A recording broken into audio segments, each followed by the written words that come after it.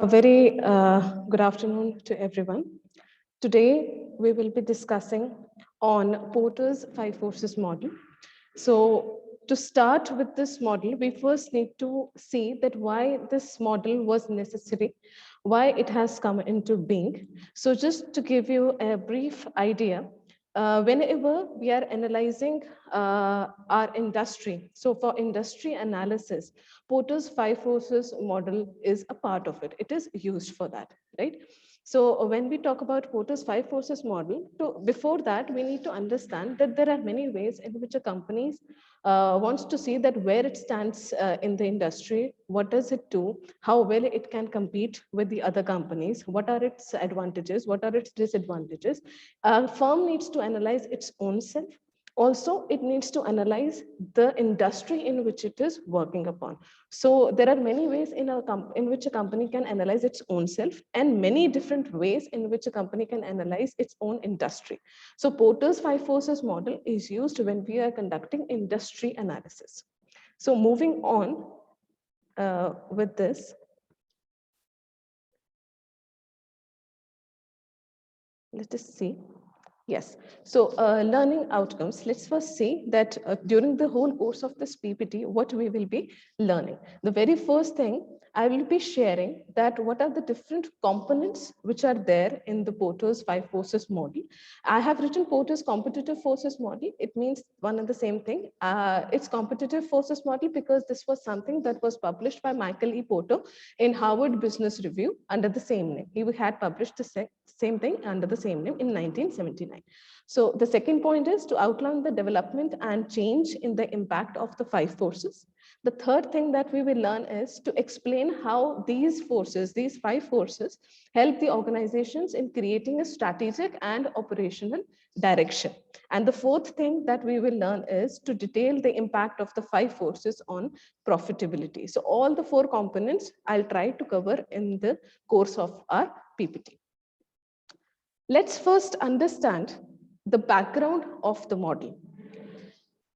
The forces, the Porter's five forces models is basically used to analyze the competitiveness in the marketplace. So always remember that whenever we are talking about Porter's five forces model, it is the central point of the whole model is competitiveness that is there in the marketplace. So we need to understand that whenever we are existing in a marketplace as a company, marketplaces are dynamic. So there is a constant change that keeps on coming in the marketplace. The information, the industry information that keeps on coming is constantly changing. So one day the industry is behaving in a different way. The other day the industry will completely behave in a different way. On one day an industry will be a profitable industry. On the second day the industry might not be considered in a profitable industry due to several factors which might have an impact on the industry. So we have to keep ourselves in check with this dynamism that is there, and we have to understand, and we can use this model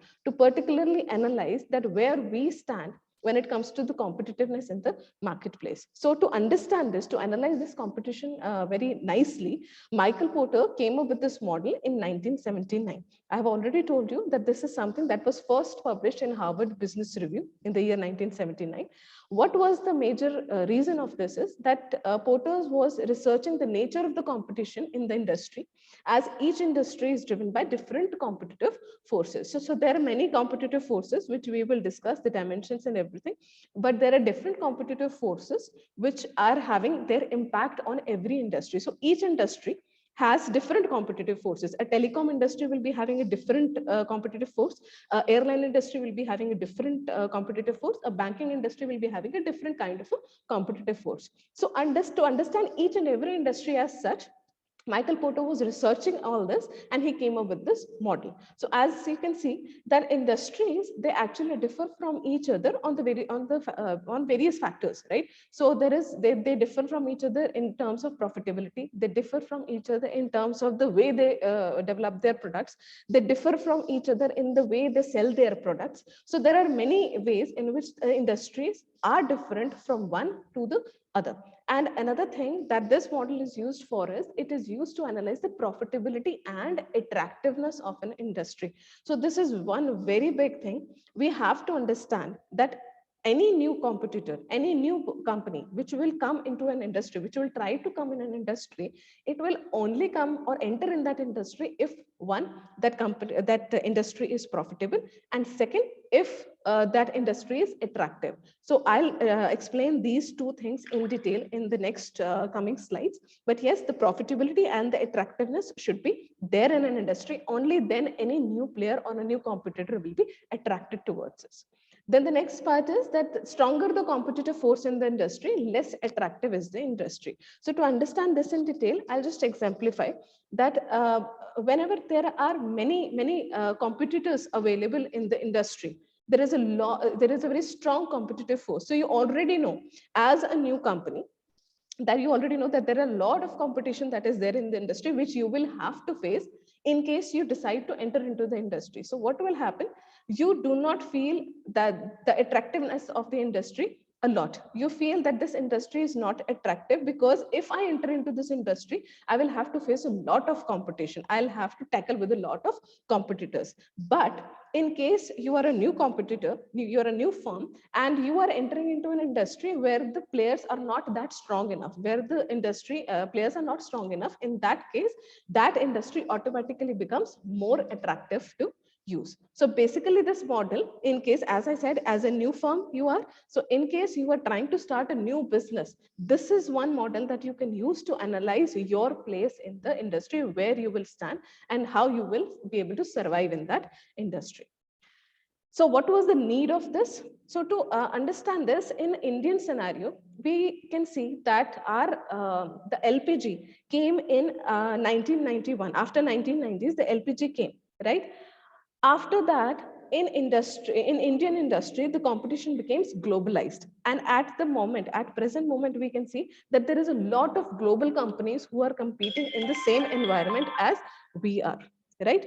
So as and when there is growth in globalized competition, there are a lot of companies. Earlier, we only had competition within our own Indian territorial boundaries. But now companies from foreign lands are also coming to India and they're competing with us. So in this case, there is a lot of globalized competition, and we will be able to survive in this competition only and only when we understand what we are dealing with. So what kind of competition we are dealing with. And second thing is to ensure competitive advantage.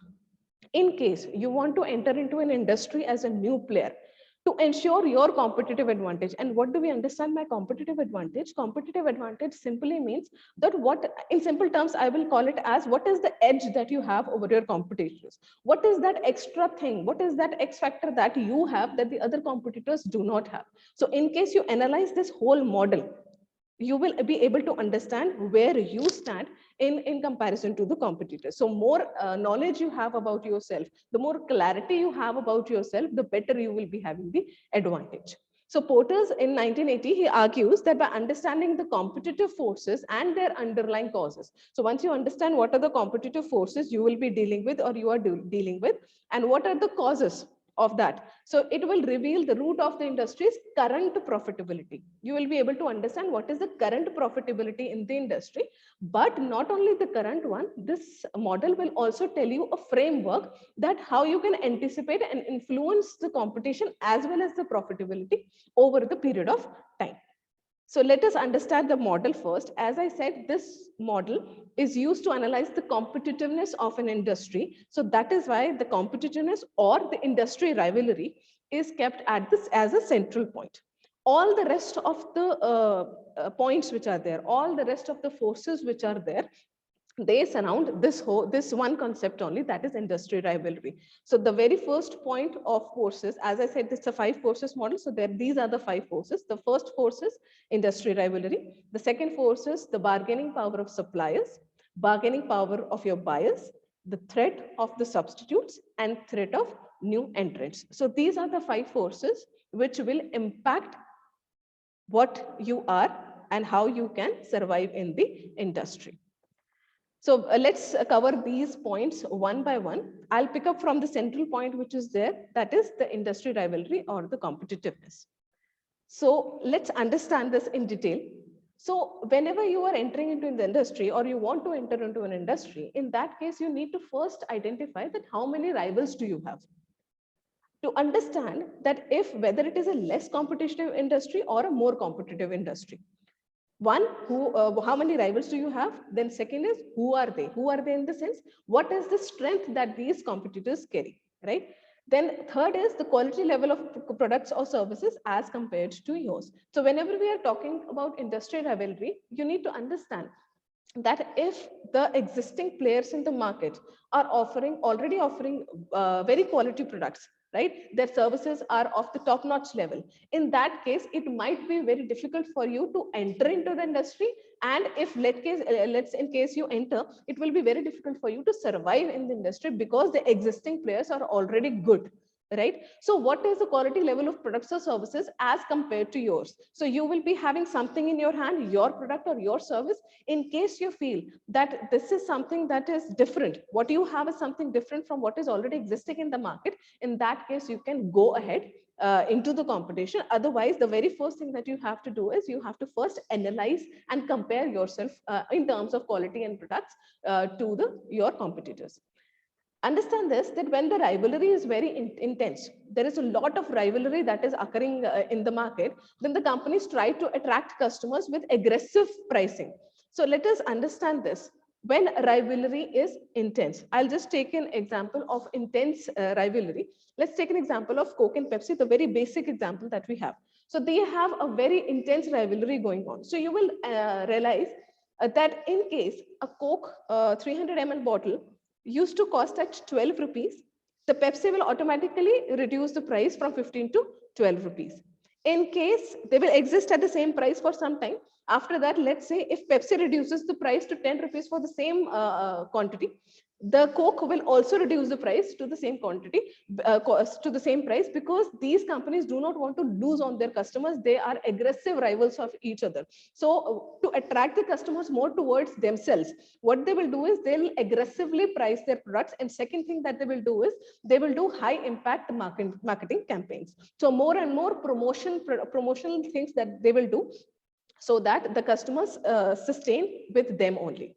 And in markets where rivals are high, wherever the rivalry is high, the suppliers and buyers can go somewhere if they feel they are not getting good deal from you. This is a very big disadvantage if there are a lot of rivals that are existing in the market. For example, I'll take an example of soaps. So if you can see in the market, there are a lot of soap companies which are existing. So if I, as a customer, I'm not satisfied, or I do not feel the pricing good, or I do not feel the quality of one soap good, I can easily shift to the other supplier, right? In that case, when rivalries are high, you have always this risk that the suppliers and the buyers can go to someone else. And that is why also there are aggressive pricing and high impact marketing techniques which are used by the existing players. So when you are stronger in the industry, you can enjoy all the benefits. But in case you do not have a strong position in the industry, then you will always have the risk of someone else coming and taking your place. For example, I'll give you one example. When it comes to Nestle, so Nestle has this one product, Cerelac. So for a long period of time, long period of time, Cerelac enjoyed this strength. Nestle Cerelac enjoyed this strength in the industry. All the benefits were being reaped by it because there was no other competitor existing in the market. It had a lot of strength going on there. But now, if you can see, there are other products which are coming. For example, NanPro is coming, right? So there are other products which are coming, which are taking away the share of this one company, that is Nestle Cerelac. So we need to understand that where our strength lies, how much we can enjoy the benefits from it, and how to continue enjoying the benefits if you have a good strength in the industry. Firms within an industry are mutually dependent upon each other, and we have to understand that the number of competitors and the strength which is there. So if in case we'll talk about Pidilite, right? So Pidilite, when it comes to Fevicol, you understand that Fevicol as such has no direct strong competitors in front of itself, right? So Fevicol, when it exists, the number of competitors is very low, right? It has a lot of strength. It is a very strong market player. right? And at present, if we try to think about some other competitor, the name of some other competitor, we do not have anyone as such, right? So the strength of Pidilite Fevicol as such at the moment is quite high, right? So if rivalry is intense, companies have to often lower the prices and provide incentives to attract the customers. So if there is a lot of persons who are offering the similar kind of product which you have, who have the same kind of offerings for the customers, in that case, what they do to sustain in the market, to maintain themselves in the market, to maintain their market share in the market, they often reduce their prices, or what they do, they offer incentives to the customers, incentives to the customer in the form of discounts, in the form of promotional activities like free products or some other kind of incentives they offer to the customers, so that the customers are remaining with them only. And if the rivalry is not intense, the profits are generally high for such companies. So for example, as I was saying, Pidilite is there, Pidilite Fevicol is there. There is not intense rivalry that it has. So at the present, it is enjoying a high profit rate. So there are basically two major factors which result in industry rivalry, right? It can result from these two factors. The first factor is price competition, and the second factor is performance competition. And these two factors are entirely different from one another. So when we talk about price competition is basically market players, they try to undercut each other, and they try to undercut each other by lowering the prices, right? And not only by lowering the prices, but also by increasing the efficiency in the value chain, right? So here the prices are low, but the efficiency to produce or efficiency to provide the product to the customer is very high. The second part is performance competition. And here the rivalry, the factor is not related on price factors, right? But here they try to focus on the product quality. So they don't focus on the price here. They might keep the price same, but they might try to improve upon the quality of the product, or they might try to offer you with an additional service, right? So these are the two factors. If you are working on these two factors, the price competition and the performance competition, and you are able to crack the code on how to keep the appropriate price for your product, and how to be able to provide best quality products to the buyers for the same price. So this is something that can help you gain a lot of market share in the market. So there are basically a few dimensions of industry rivalry. So the intensity of the competition can be evaluated. So this is what it means. The intensity of competition can be evaluated on the basis of these factors which are there, these dimensions which are there. The very first dimension is the number of competitors, their size and diversity. So to understand this more, let us have understanding of the market structure that is there. So there are basically two kinds of market structures which exist. The first is a fragmented market structure. The second is a consolidated market structure.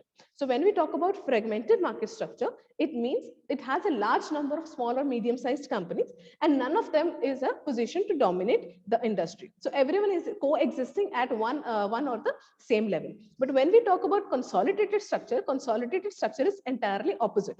It consists of a few large companies, maybe an oligopoly, or just one large firm, maybe a monopoly. So we need to understand that when we are entering into the market, or we are existing in the market, where do we stand? Do we stand in the fragmented market structure, or do we stand in the consolidated market structure?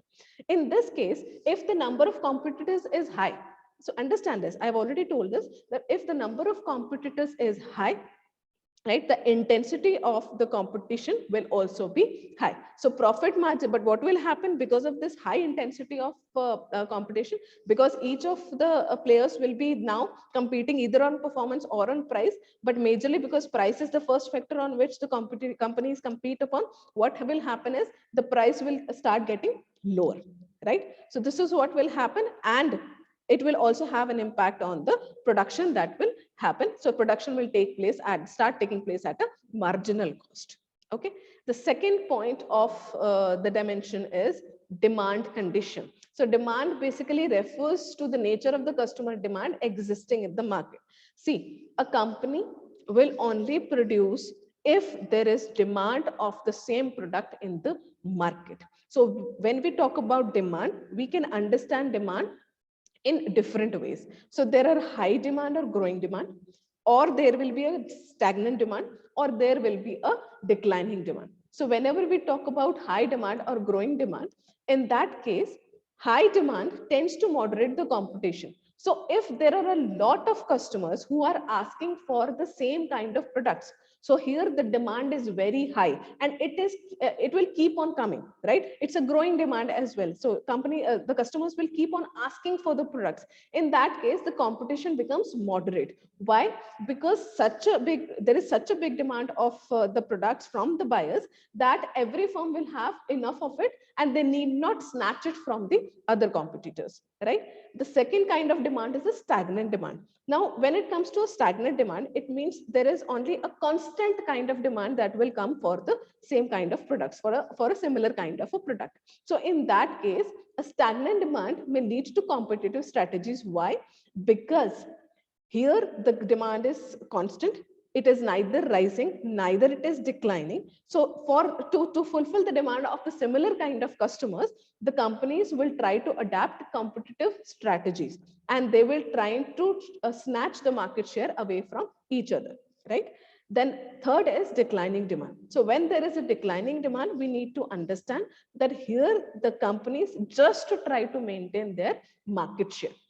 Let's say a company holds 20% market share in the company will be focusing on that 20% only. They'll try to satisfy the needs of that 20% customers only. So we need to understand when the supply of the products is greater than the demand, the fight becomes more intensive, right? Because every company will start fighting for the market share and to achieve the higher utilization rates. In this case, what happens, because there is such an intense aggressive competition that starts to happen in the industry, the attractiveness of the industry immediately falls down, right? So this is how it reacts. And the third important factor when it comes to dimensions of rivalry is exit barriers. So there are at times certain barriers, certain restrictions that do not allow a firm to leave, right? Even though they might be having lower returns, even though they might be having negative returns, but at times they find it very difficult to leave an industry, right? And there are three factors due to which they cannot leave. The very first factor could be economic factor, right? So when we talk about economic factors, let's say you have invested a very high amount of money. There is a high cost involved for you to retract from that one particular industry. In that case, the companies at times hold themselves, even though they might be having low margin, right? Strategic factors. Let's say you are coexisting with some other industry. You are dependent, or some other industry is dependent on what you are doing. So in that case also, you hold the market share so that the other industry does not suffers loss on your hand.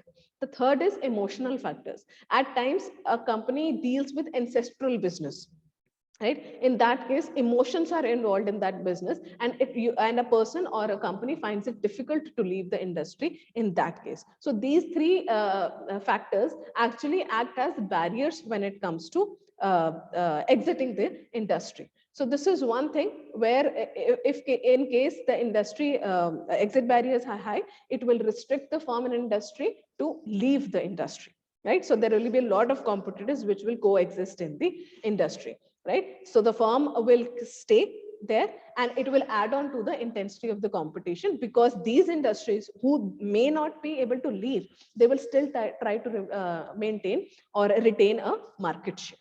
Okay.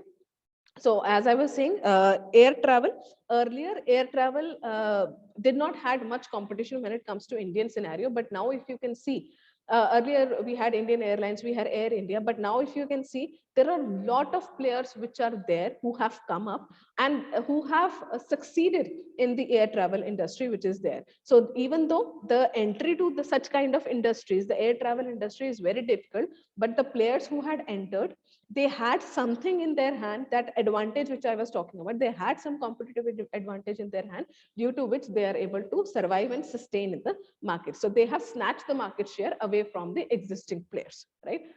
And another example could be grocery retailing. So as you can see, there are a lot of grocery chain stores which are there. Earlier, we used to had unorganized market in India, but now we are slowly shifting to organized market as well.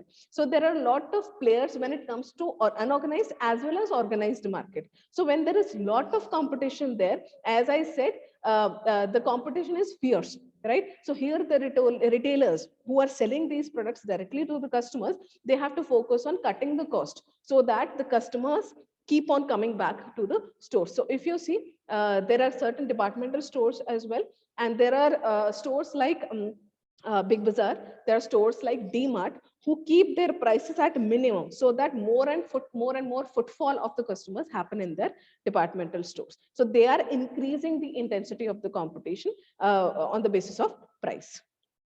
The second important power when it comes to Porter's five forces model is the bargaining power of the suppliers. So when we talk about suppliers, right? Suppliers are basically of two central types. So one is those who provide raw materials to the manufacture the products, and then there could be second kind of suppliers who supply products to the trade. So there are two kinds of suppliers who are existing in the market. So let us have a discussion on this. So if suppliers in an industry have high bargaining power, they can influence the pricing and thereby influence the profits. Let us keep one example. For example, Intel. So if you talk about Intel microprocessors, there is as such no competitor that is there in front of Intel. So you might say that AMD is there. But if we say the monopoly market is still with Intel. AMD generally deals with gaming processors. So Intel, for regular usage, Intel is the one who is providing microprocessors, and still date there is no competitor that is there. So in this case, they have a very high bargaining power and they can demand the price whichever they like, right? So the strong bargaining power of suppliers means that because there is very few suppliers in the market, there is only a number of suppliers in the market, they enjoy the monopoly position in the market. Monopoly position means there is only one seller or two sellers who are selling the product, and any customer who has to buy that product has to come to those one or two sellers only. So they enjoy the profits, they enjoy the pricing factor of that industry.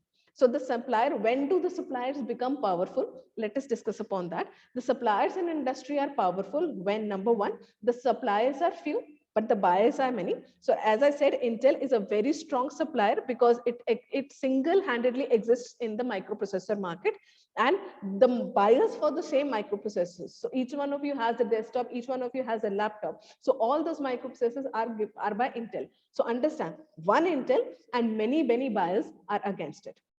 Then few substitutes exist. As I said, there are very less substitutes that exist in front of Intel. Intel might have a substitute like AMD. Only that is there. Otherwise, we do not have any substitute of Intel as such. Then third is less identical products available. A product similar to Intel. As I said, AMD is there. The processor is very fast, but majorly AMD is used for gaming purposes. So there are no other products apart from this that are available. So cost to switch suppliers is high and customer cannot leave the supplier easily.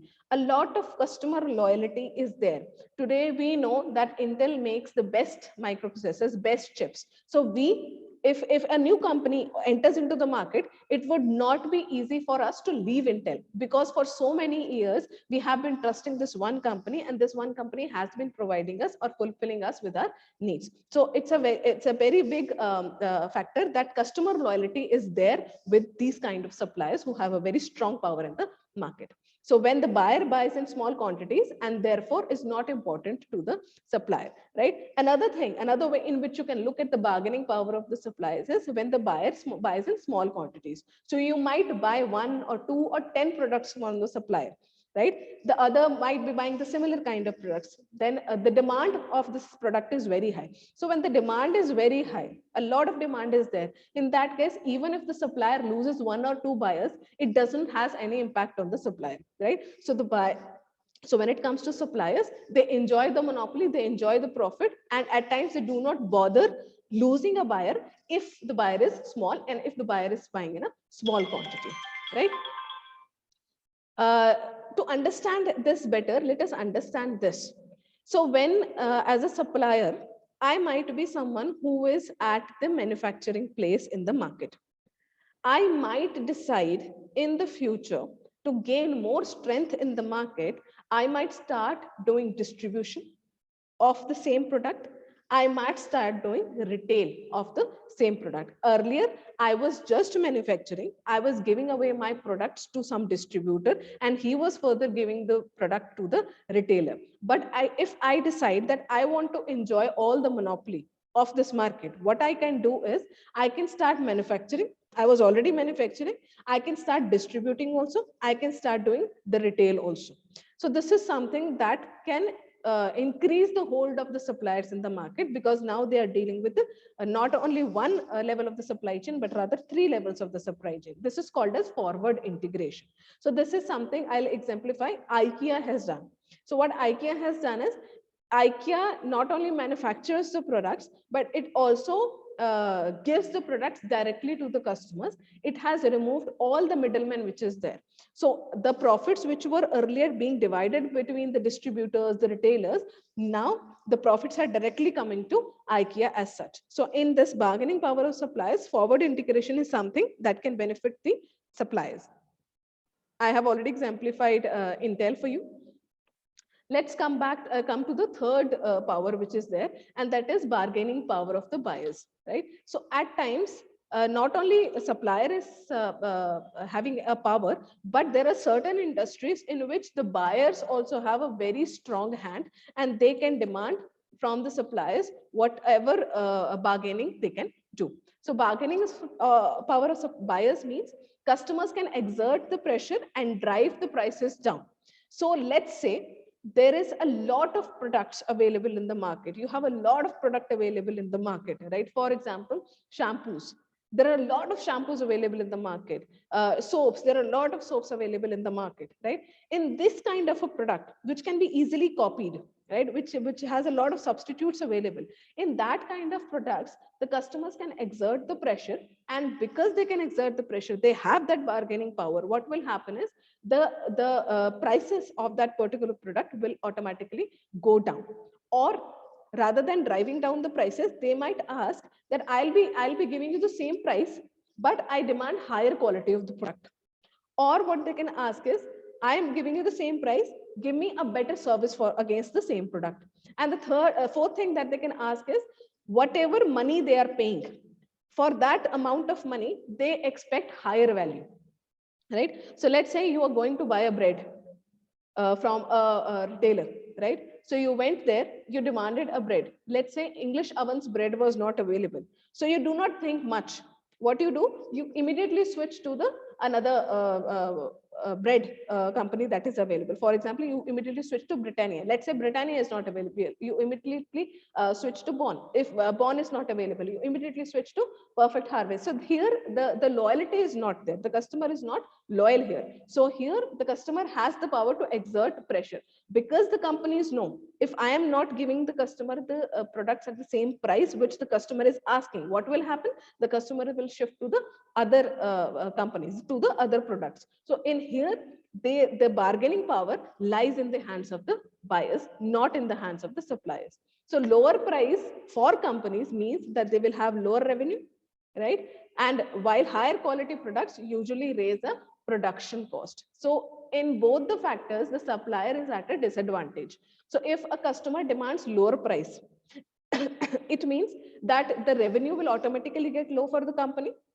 But if a customer demands for high quality products, it means they have to put more effort in raising the quality. And by putting more effort in raising the quality, they will ultimately have to raise their production cost in one way or the other. So it is in both ways disadvantages to the suppliers. So when are the buyers or customers powerful in an industry?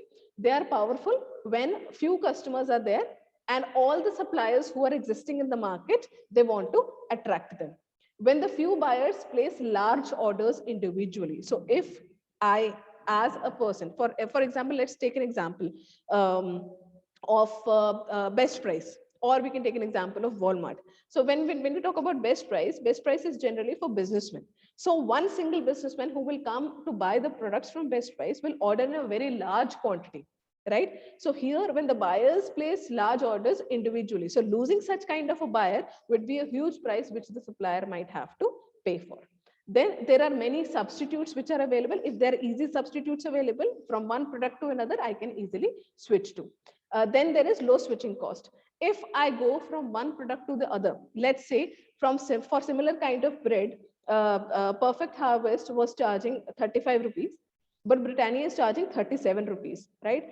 But Perfect Harvest is not available at that moment, but Britannia is available. So those 2 rupees, I might easily switch to the other product. I might not think much about it because it is just a small quantity which I have to buy at that one particular point of time.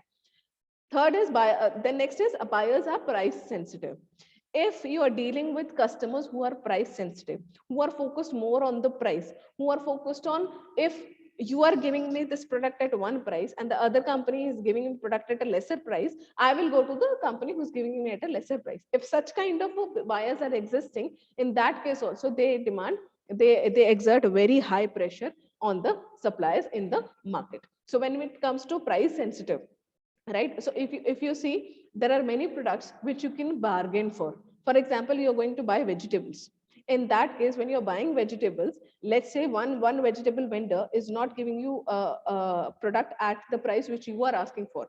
You can go to the other vegetable vendor and you can bargain again. So here the buyers are very price sensitive. They want the products, but at the price which they are asking for, right?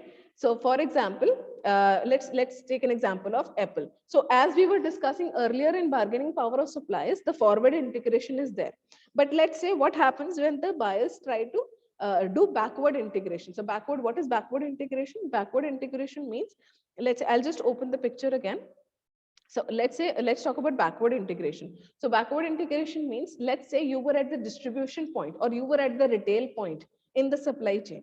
What you decided? You decided that my supplier, as a buyer, you decide that my supplier is charging a very high cost from me, very high cost from me. So rather than paying that supplier with that cost, I'll start manufacturing my own products, right? So what you do, you were sitting at the retail channel, you go back to distribution, you go back to manufacturing, and you start getting the raw materials on your own. So the whole supply chain, you say that I do not want to depend on any supplier, I want to depend upon myself. In that case, backward integration happens. And this is the same case that happens with Apple. So what happened was that Apple was making its microprocessors with the help of another company, with the help of another suppliers, right? So here Apple is the buyer. So it was getting the processors from another company. But because that supplier was exploiting Apple, what Apple started doing, it started making its own microprocessors, its own chip, right? So it has integrated backwards. So this is how the buyers can also exert a pressure on the suppliers or on the industry. The next point is threat of substitutes, right? So there is a lot of substitute products at times which are available in the market, right? So what are substitutes? Let's understand that. So substitutes are basically alternatives that serve the similar kind of need. So let's say you are thirsty and you do not have water, but you have Coke. You can drink Coke. If you do not have Coke, you have Nimbu Pani, you can drink Nimbu Pani. The basic need is to quench the thirst, right? So this is where you need to focus upon when substitute is a product which is satisfying the same kind of need or serving the same kind of need, right? So there are some industries which are existing in the market which have no substitutes at all, but rather there are some industries which have very close substitutes, right? So understand this, when there are a high number of substitutes, what will happen? It will drive the prices down, right? And lower number of substitutes can result in monopoly. So understand this, when there is a lot of substitute available. So for example, let's take an example of travel only. So earlier there were no more travel airlines which were existing, but at present there are a lot of airlines which are competing with each other on the basis of price only. Indigo is there, the Jet is there. So many other companies are there which are competing on the basis of price.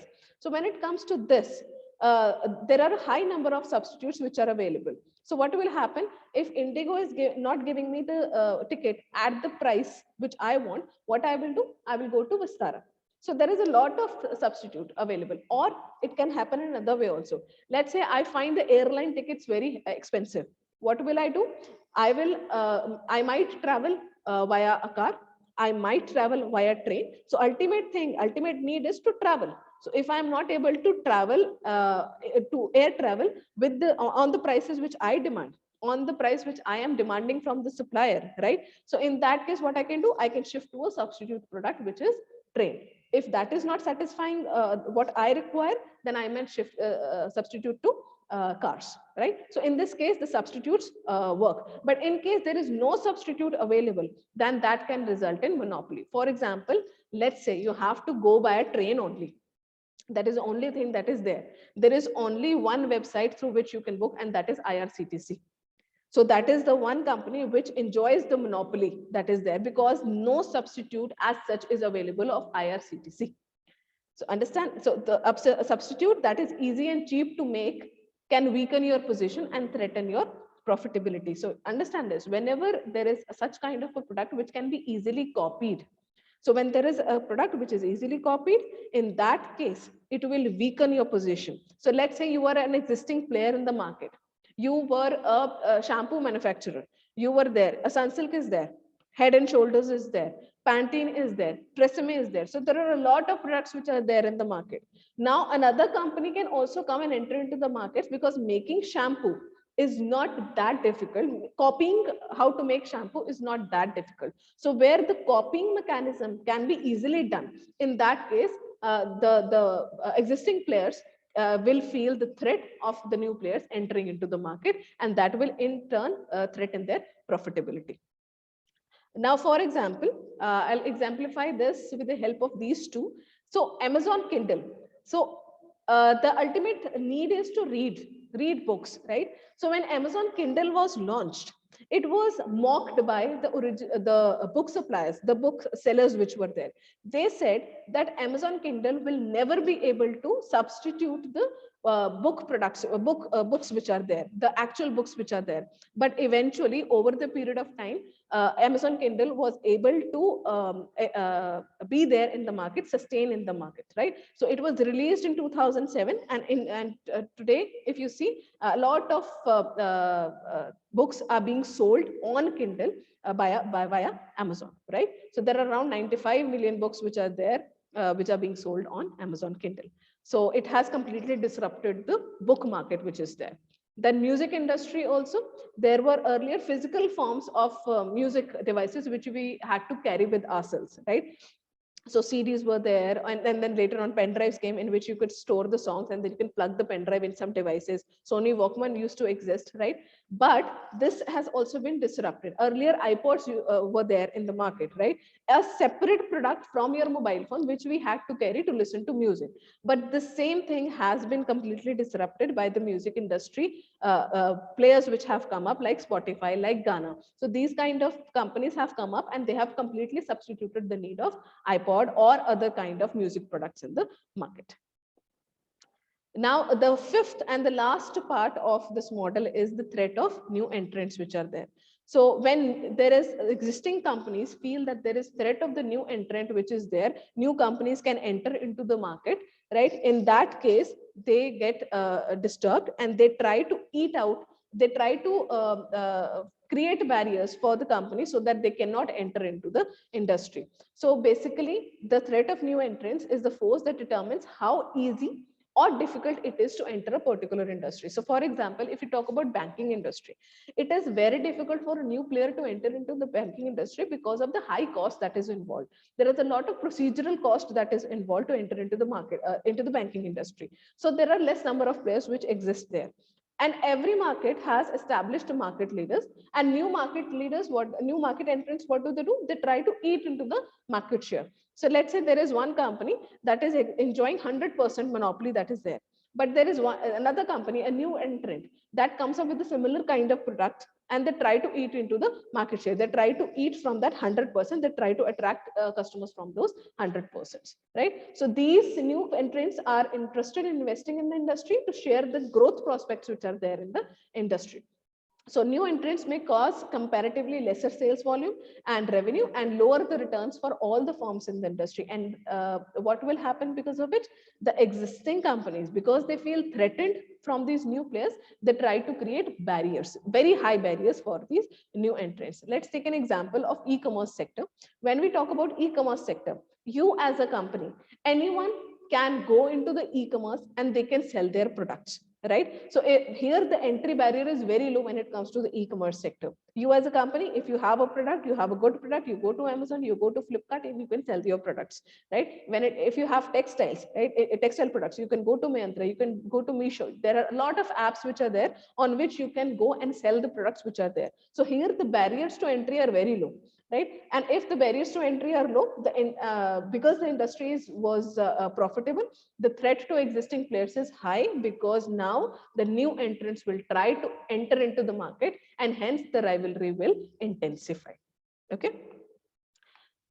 The chance that new entrants enter into an industry basically depends on two factors. The first factor is entry barriers to an industry.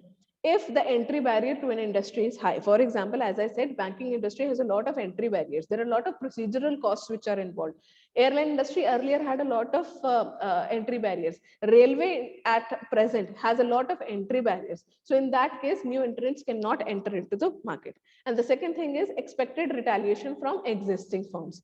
So the firms which are enjoying the benefits of the market already, they are enjoying a good market percentage. They would not want that new entrants enter into the market and eat on their market share. So in that case, they retaliate. They try to create barriers. They try to do something that the new players cannot enter into the market. They make it difficult for the new entrants to enter into the market. When are entry barriers high? So there are 7 points due to which the entry barriers to a particular industry might be high. The first thing could be economies of scale. Economies of scales means that the existing players which are there, they have been surviving for a long period of time. So they might be making the product in bulk. And when you make a product in bulk, your average cost of production goes down. So they might be enjoying that cost benefit. So this is something that the new players in the market, because they will be new, they will not have bulk manufacture. In that case, the prices of their products will be very high, but the existing players would have a lower price.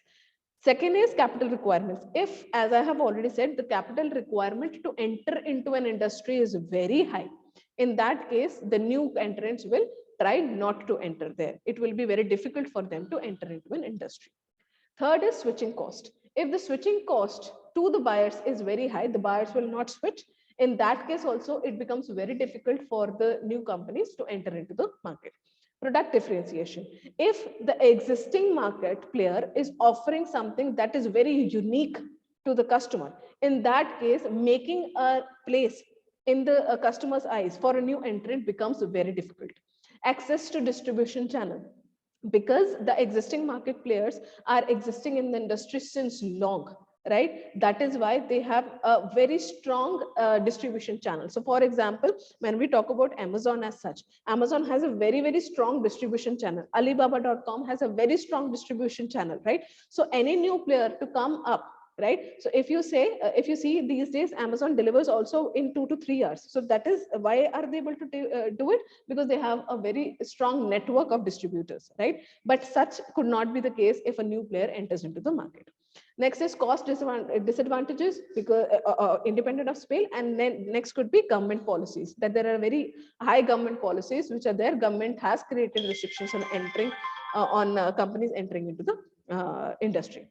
For example, pharmaceuticals. If you talk about pharmaceuticals, there is a lot of procedural cost that is involved. Another thing, it is such an intricate industry that the existing players which are there, they are enjoying the market, but it becomes very difficult for a new entrant to enter into this industry. So this was all the model was about. These are the 5 components of the model. So let me just repeat it again. The first was industry rivalry. Second was bargaining power of suppliers. Third was bargaining power of buyers. Fourth was threat of substitutes. And fifth was threat of new entrants. Then next we have criticism. In criticism, we can say why this model cannot be used by everyone, because the applicability is to a specific industry and not to a specific organization. So when I as a company wants to analyze myself, in that case, I might use SWOT analysis, which might give me an insight of how I am performing. But when it comes to Porter, it gives an idea about the industry, but not about the organization as such. Second point is it works primarily for profit-oriented organization. So whenever we are talking about performance, we are talking about prices, we are talking about sales, right? So all these are parts of profit-oriented organizations, right? But when it comes to non-profit or government entities, this Porter's five forces model cannot be applied there. So to summarize the model, this is what we had done. So in the central part, we had competitive rivalry, and we had four different powers, four different forces, which was impacting upon the competitiveness that is there in the industry. So as we can say, using the five forces model of industry competition, what can a firm do? A firm can analyze its critical strengths and weaknesses, its position within the industry, the area where strategic changes may yield the maximum profits, and the significant opportunities and the threats which might be there while entering into the new industry. So thank you so much, everyone, for listening. This was all from my side. Thank you so much.